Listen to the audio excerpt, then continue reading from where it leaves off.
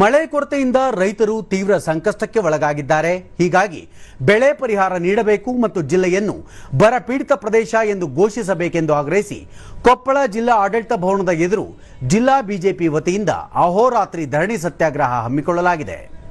ಈ ವೇಳೆ ವಿಧಾನಸಭೆ ವಿರೋಧ ಪಕ್ಷದ ಮುಖ್ಯ ಸಚೇತಕರು ಹಾಗೂ ಕುಷ್ಟಗಿ ಶಾಸಕ ದೊಡ್ಡನಗೌಡ ಪಾಟೀಲ್, ಪಕ್ಷದ ಜಿಲ್ಲಾ ಅಧ್ಯಕ್ಷ ನವೀನ್ ಕುಮಾರ್ ಗುಳಗಣ್ಣನವರ್, ಮಹಿಳೆಯರು ಹಾಗೂ ಕಾರ್ಯಕರ್ತರು ಭಾಗವಹಿಸಿದ್ದರು. ರೈತರ ಹೋರಾಟಕ್ಕೆ ಬಳಿಕ ದೊಡ್ಡನಗೌಡ ಪಾಟೀಲ್, ಜಿಲ್ಲೆಯಲ್ಲಿ ತೀವ್ರ ಬರಗಾಲ ಎದುರಾಗಿದೆ. ಜನ ಜಾನುವಾರುಗಳಿಗೆ ಕುಡಿಯಲು ನೀರು ಸಿಗದ ಪರಿಸ್ಥಿತಿ ನಿರ್ಮಾಣವಾಗಿದೆ. ವಿಕಸಿತ ಭಾರತ ಜಿ ಯೋಜನೆಯಡಿ ಉದ್ಯೋಗ ಖಾತ್ರಿ ಕಾಮಗಾರಿಗಳನ್ನು ಆರಂಭಿಸಬೇಕೆಂದು ಸರ್ಕಾರವನ್ನು ಒತ್ತಾಯಿಸಿದರು. ನೋಡ್ತಕ್ಕಂಥದ್ದಲ್ಲ, ಮಳೆ ಆಯ್ತು, ಬೆಳೆ ಬಿತ್ತಿದ್ವಿ, ಬೇರು ಮುರಿದು ಬಿತ್ತಿದ್ರು, ಮತ್ತೊಮ್ಮೆ ಆಯ್ತು, ಮತ್ತೊಮ್ಮೆ ಬೆಳೆ ಆಗ್ತಕ್ಕಂಥದ್ದು. ಹೀಗಾಗಿ ಸಂಕಟ ಸಿಲುಕಿದ್ದಾರೆ. ಅವ್ರಿಗೆ 50,000 ರೂಪಾಯಿ ಕನಿಷ್ಠ ಒಂದು ಎಕರೆಗೆ ಪರಿಹಾರ ಕೊಡಬೇಕು ಅಂತಕ್ಕಂಥ ಪ್ರಮುಖ ಅಜೆಂಡಾ ಇಟ್ಕೊಂಡು ಇವತ್ತು ಸಾಂಕೇತಿಕ ನಾವೆಲ್ಲರೂ ಹಿರಿಯರು ಕೂಡ ಮಾಡ್ತಿದ್ವಿ.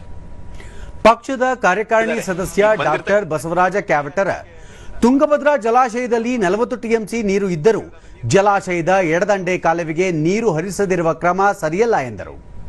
ತಕ್ಷಣ ನೀರು ಬಿಡ್ತೀವನ್ನ ಆದೇಶವನ್ನು ಹೊರಡಿಸಬೇಕು. ನಮ್ದು ಇನ್ನೂ ಹೋರಾಟ ನಿಂತಿಲ್ಲ, ನಿರಂತರ.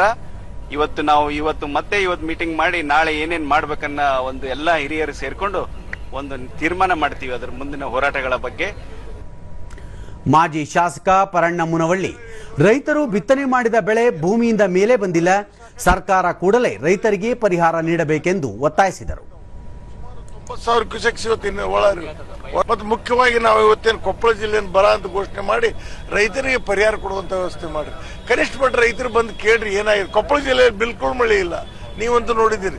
ರೈತರನ್ನ ಕೇಳೋರು ಯಾರೂ ಇಲ್ಲ ಇಲ್ಲಿ.